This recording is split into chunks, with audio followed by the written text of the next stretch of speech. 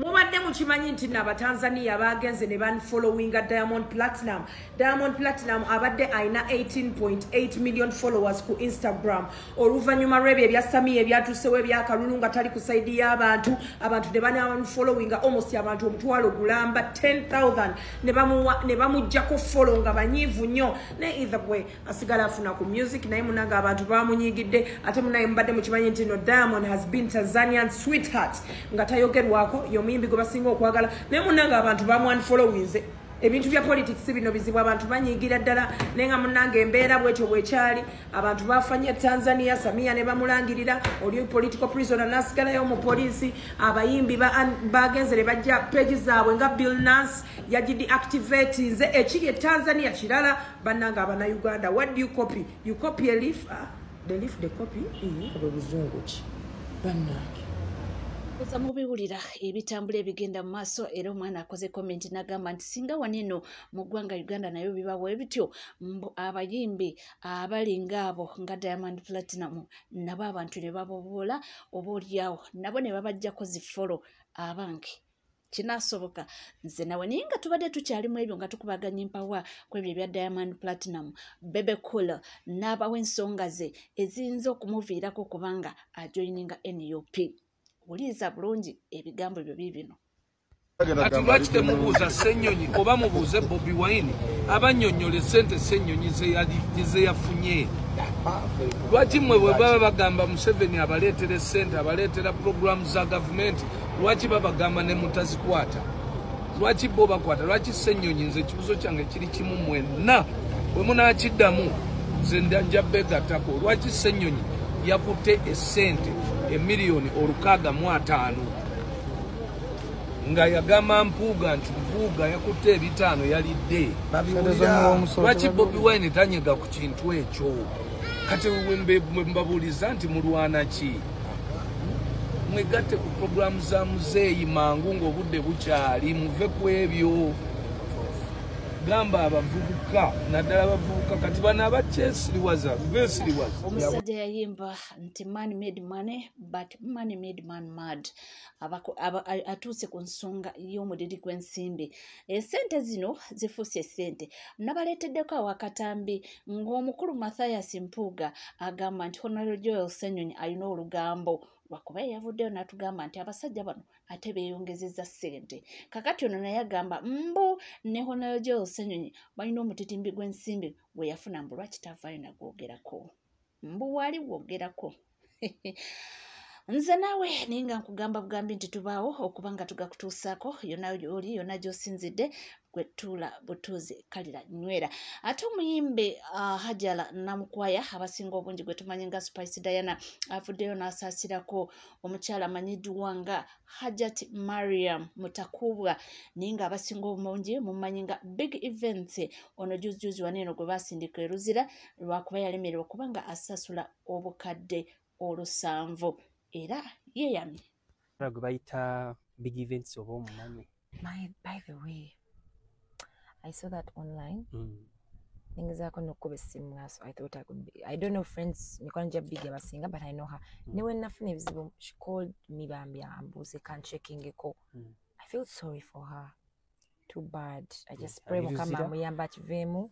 Probably kama asobozese mukyalireko. Okay. Yeah, because I feel sorry for a woman who tries to put up something kubako kyeyekolera bambi kwate yabbye muntu naye ndowooza business nga obimanyi ndongo kutegeka kwewala ne weewolayo some money to make yourself better. I feel bad era musaasiranye ebizibu ebyo. Okay. Just pray she gets out of it. Era nga wenyini tukumanyi ng'omuyimbi of course adduukirira ate mukyala munno oyinawo are you in good position of helping her omuddukirirayo cause beetaaga like 70. I saw 70 million. I saw that kibangambye nti samukama asobozese sobole oku problem mukyalirako kyonna ekinaaba kisobose. Era n'ali eyo ng'akozeeko naye nga mukwano gwe bambi bayimirirewo naye cause ebbanja kizibu nange n'amabanja nno mayitirivu tambulira mu mabanja twakulakulana yenna omuntu akulakulana akolera mu mabanja so tosobola kukyewala. But too bad for her. I just wish kama amusaasira Yagambye nti oyo omukyala mulungi yadde nga waliwo ebyamusobyeko era naye yama n'agamba nti ajja kubaako kyakola oba oliawo amuyambeko bacontributinge basobole okuba nga basasula akasente ako. Eyo nga tuvuddeyo mwana mulenzi Tamale Mirundi Junior yagambye nti waliwo ensonga ezimu omuntu zolina okuba nga weerekereza. Yagambye nti full figure abeere mwegendereza. Agambye nti Maama Janet ono ayinza omuli enamba nti kubanga ebintu byakola. Kati waliwo n'omukazi eyaze Maama Janet. Mwamulabye oyo omukyala ayambala gomesi abeera azina ow'NRM. Agenda nno kujjawo full figure oyo omukyala. Full figure bw'oteegendereza ekifo kyo mu NRM oyo omukazi omupya akitutte. Oyo omukazi abeera azinira mu gomesi bamuwadde n'emmotoka vice president. That woman was given a new car. Full figure mukazi oyo mulaba byakola. Balabika NRM yaleese full figure omupya. Omukazi oyo abeera azina kulale ye NRM n'azinira mu gomesi naye bambi omukyala oyo bamuyita Maama Janet oyo omukyala. Omukazi ayagala NRM. Ekituufu kyo guys akola asiimibwa naye nawulidde bulungi oyo mukyala nga bamuwadde emmotoka bambi ayagala nnyo NRM. Kale waliwo omuntu ayagala ekintu ng'olaba esirwa ssente esirwa kumulaba kati the woman is ayina bambi ate naye Katonda yamuyambye bamuwadde emmotoka bagenda muzimbira n'ennyumba mumuwe. Era vice president nkwebaza Jessica Alupo olw'okuwa omukyala oyo emmotoka. Oyo azina ennyo ku stage ow'NRM omukyala omukadde azina mu gomesi. Ye bambi ayagala NRM ku mutima. So abantu bwe batyo mubawe. Kati full figure gw'oli munnuwe enkadde. Ye oli bamuwadde empya. So NRM eringa eyagala okuzimba full figure omupya. Ate bambi omukyala tawemula. Ye tavuma bantu. Ajja kuwagira NRM. So bamuwaddeyo akamotoka. Tweyongerayo mu mawulire ag'enjawulo ye musajja mukulu Kasuku avuddeyo n'ayanukula Brian White. Jjukira katambike n'abalazo nnaku lweggulo Brian White yabadde nga talina bigambo biwoomu eri Kasuku gwe yagambye nti gwe mukwano gwange mbadde nkusuubira kundifendinga but unfortunately ate ogenze eri ne muba nga munsalako omugambo. My brother Brian White, you were my friend until yesterday. Namutadde namulese naye kyenjagala omugamba nti nga meya bwagambye that is not the interview we expected yesterday. Ate time nga batugamba nti oli mulwadde nnyo oli bubi video ezajja twadde tukusuubira okubeera calm oveeyo. In fact interview yadde teyeetaagisa essaawa yateetaagisa kuba omanyi buli w'oyogera kati bye wayogedde nze obedde abantu bonna ndaba bonna bamugaaya bugaaya. Buli muntu ayogera amugaaya bugaaya. Now nobody seemed to understand what he was saying. But I'm going to take time. Flavia yampereza interview ku YouTube ku byagikoledde ndowooza ku Facebook. Okay. I'm going to take some time njirabe yonna ngezeeko tegera kye yabadde agezaako okugamba. But we have a few excerpts from the interview. Omulwadde yalumye ejjiiko. Yabbye mmeeza ne zigwera. Izo yaziri nengamba jjajjabbula abadde kya era nga tweyongerayo mu mawulire ag'enjawulo ye mwana mulenzi Rama atabukidde Don Asia ng'agamba nti mufere era n'alabula abo bonna abadiiringa naye nti agenda kubanga abatomeza.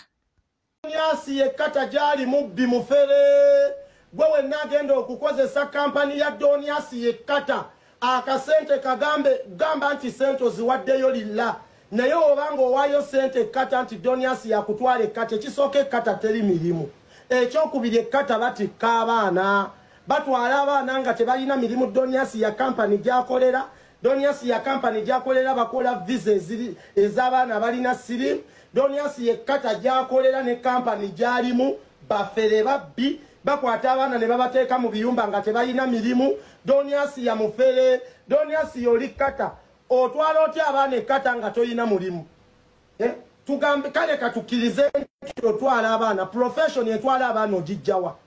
Ekata gy'ogamba nti waliyo emirimu, mirimu ki gy'obategekedde nga wakagenda ennaku 2 mu kato olaga nti waliyo emirimu. Tukakasa tutya nti okolera bafere, era tukakasa tutya nti mwepanze mu bba abaana. Donias ya ekata teri mirimu. Kata yensi omutali mirimu ate kata yensi nga bali strict kasaba ku twali mbwatwala abaana ekata kale no wandi balimbye Saudi, wandi balimbye Dubai. Kata yensi eri very strict. Twalayo sente zo at your own risk. Olidda kunnebaza. Teri mirimu ekata abaana bali kubakomyawo babaza. Ekata teri mirimu. Era ogende wa Donias ya nowayo milioni 2 kitundu. Manyo ogase ku masengere zinazimba masengere ne muzikutwale gwe bakufeze. Mugende mu makampani agalire GT. Nekirala mukozese nnyo kampani eziri e Uganda. Kampani gyona asobola okgenda n'ogambye no kampani nawayo sente zange kangende ku polisi njitwalewo. Ali kata wakubba otandikira. Ngambe buliddeko era nga bagamba nti kituufu nti okkata okufunayo omulimu si byangu era nti si bya buli omu, era ne balabula abo bonna abapulaninga okuba nga babatwala nti mubeere begendereza sikudde ate mukaabe ng'ebintu biganye. Nga tuvuddeko era nga tweyongerayo mu mawulire ag'enjawulo anti munnange tuli mu kutalaga kubanga tunoonya obululu mu bitundu eby'eggwanga eby'enjawulo, naye abaana bagamba nti waliwo ebitundu ebimu ng'obukyayi bungi era nabo tebalina bigambo biwoomu eri saidi. Abanyankole mukole eggwanga eryammwe mwekutule ku Uganda mbanga muli bakitalo nnyo. Ebyo bye mukola ebyo tukuba emiggo tusobola obbikola. Number 1 mwe abasinga obuduuka obungi e Kampala, ye mwe abasinga otambuza ebinyeebwa, ye mwe abasinga ovuga ebigaali, ye mwe abawola ssente ddo tuddo. Tusobola obbabika emiggo, tetwagala tribalism. Number 2 abatusiyaga batusiyagira mu linnya lyammwe, abatutta batuttira mu linnya lyammwe. Abanyankole wabula mwetereeze, tetwagala tribalism. Akakazannyo yefa abakasinga bino mbagamba mazima, tetwagala twesange mu kolido twefumite biso. Abanyankole tetwagala tribalism, tusobola obbabika emiggo egisigadde ne gikwata ettaka. Muli mu Buganda mutevuunya butevuunya, mwe abatutta omusajja tusagira mu linnya lyammwe, atuttira mu linnya lyammwe, ye mwe abatukuba emiggo. Abanyankole mwetereeze. Mukitegedde nsuubira buli munyankole ovumirwa ekikola kino eky'abanyankole banne ng'owangalira mu Buganda. Amakanda gammwe mugasimbe mu Buganda, kuno kulabula.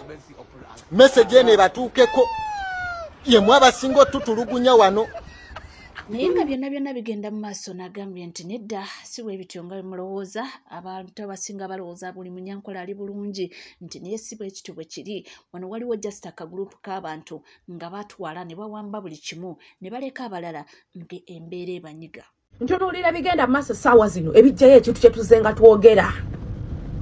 Omusajja yasiga ensigo ate mu ggwanga ddambe era nga buli alaba ku banyankole abawesitaani agamba abasajja bali bulungi nnyo kuba be batudde mu ofiisi be basinga okunyigiriza omuntu wa wansi, era nga buli awulira agamba abo bali bulungi naye nga be basinga okuba obubi ennyo. Bw'otuuka mu westi wakyaliyo abaana abawala, abaana abato si n'abawala bokka, abaana bakyesiga omuzigo ng'ebizigo, omuzigo omuddo ne gukula ne gutuuka n'okuyingira mu nnyumba.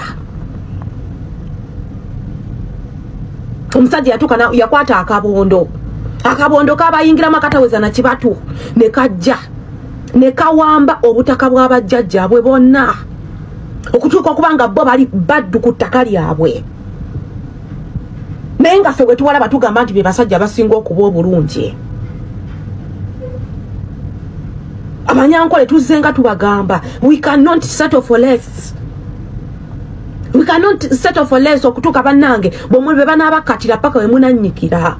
Kye muba mumanya abasajja abo aba balimu, omusajja yabateekamu abatuusi ne bafuna ennimi zammwe ne adoptinga culture yamwe okulaga abantu nti yemmwe kyokola abantu ngerinnya eryammwe buli awulira ku ngagamba abanyankole bali bulungi nenga mwe abasinga okuba obubi nga mwe abasinga okuba obubi nga ne pichi muvuga za looni ne business ze mwalina okukola ez'amata nga abasajja bo bibaga supply nga buli wamu nenga badoptinga amannya agammwe nga ate si banyankole abasajja abaava ettuusi abaava Rwanda ne bajjanga babakukusa ne batuka ne babezingamu ate nga bwe musigala nga musirise ekintu ekyo kigenda kubalya paka mwenna kuggwawo paka mwenna abanyankole abaawo okusaanawo esawa zino buli nnyumba ekutte emmundu otambulako ebigere biri bisatu ng'osanga abayina emmundu kuba mwabaleka ne babafutubbalako mwabaleka ne babayingiramu babakozesa okuba nga abaddu kyovola abantu basobola okuba dressinga ng'omwiru omwiru akufumbira emmere ng'osobola okubakola buli kimu kye weetaaga naye ng'ate mu bw'otunuulira ebifaananyi bye balaga abantu abalala mwe abasinga okuba obulungi abo abanyankole be batudde mu ofiisi naye ng'abantu ababeerimbikamu babatidde erinnya bo balowooza nti muli bulungi temwetaaga na nkyukakyuka naye nga n'amazzi munywa ku gamwe ge munywako n'ente eryettaka ly'obujjajjammwe kibakakatako okulirwanirira kyovala tubagamba mu kaluuke tugendamu mwenna twetaaga okwegatta ng'abannayuganda okukoma ekifugabbi otunulira omwana ali emutabala wa muwanga gaye agamba kadaama n'osanga omwana agamba gwe munyankole otokola obwakadaama kuba bali bubi nnyo n'okusinga abasinga kye mulowooza they stink with poverty embeera embi yonna ogisanga ankole bayisibwanga abaddu nga tulinga bakyali muguli omulembe we bakwata abaddu nga be bakola buli kimu abaddu we bakwata nga be batambuza baganda bange mumanye nti kino kikoma mu guno omwaka mwe mwennyini mwabalina okwejjamu ennyaanya ezo ezibatidde ezifuuse envundu kyova nti buli omu agamba abanyankole naye nga ababalimu si banyankole abatuusi ate nga bwe muteerwaneko bwe muteerwaneko kwagala kwejja mu buwambe bwe mulimu bagenda kubalya n'abanyankole ababaddewo abaawo ngamba bakawo kadda bonna bajja kuseebengerera ulira embeera bwetyo bwetambula naye ng'ebintu birungi si birungi buli wamu batugamba nti mpawo atali kaaba era nga amazima embeera ffenna etunyiga nga tuvuddewo mwalabye emboozi ya Muna 256 ng'abanyonyola biki bye yayitamu ng'alina Deriki era ng'abagamba nti munnange Deriki teyamwagalako ebyaddala ye omuwala ng'omuwala yali ayagala olulenzi lwe naye mbu olulenzi kirabika lwali terumwagala era nti lwatuuka ng'omugeya ng'asindikira message abantu ng'amugeya nti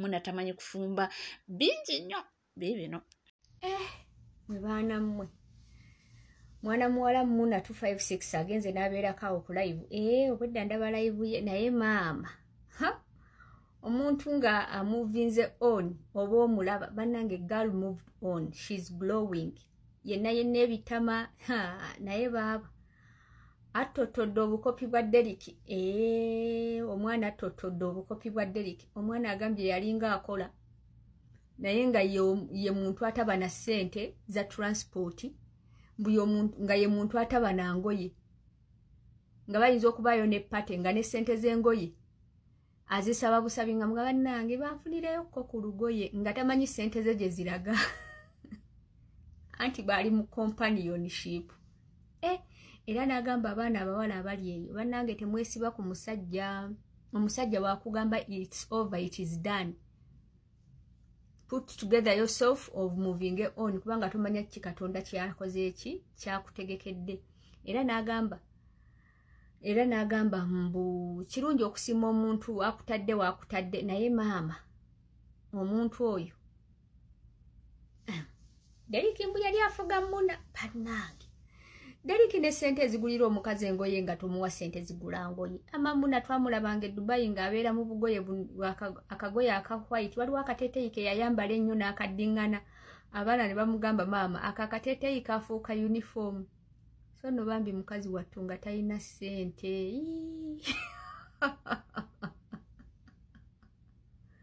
omwana ow'emmamba Deriki omwana w'emmamba naye bambi kati yenna ayogeza maanyi ayogeza buvumu ayogeza confidence yafuna omulenzi agambye omulenzi ajja mu introducinga naye kirabika alimuko ne ka baby si kibi kati n'owoozaala it's the right time era emyaka gyejo kati n'owoozaala after ogenda na zaala na mwana mungereza zaala naye bannange abantu babeera basirikidde ebintu mu zi relationship ffe twalabanga relationship waneeno kukanya kweriisa nkoko kwekuba bukisikisi so nno omusajja obukopi kwatudde bakazi batomera abaana bawala batomera naye baaba muna otunyumiriza webale kubanga wekumidde ku Legit TV 256 tuwerabira kubanga osubscribinga ringinga that notification bell sharinga likinga ebisigadde butereva mawulire nja kubanga nga kuwa era nja kubanga nga kutuusa koona woli wona wosinzidde sigala naffe tova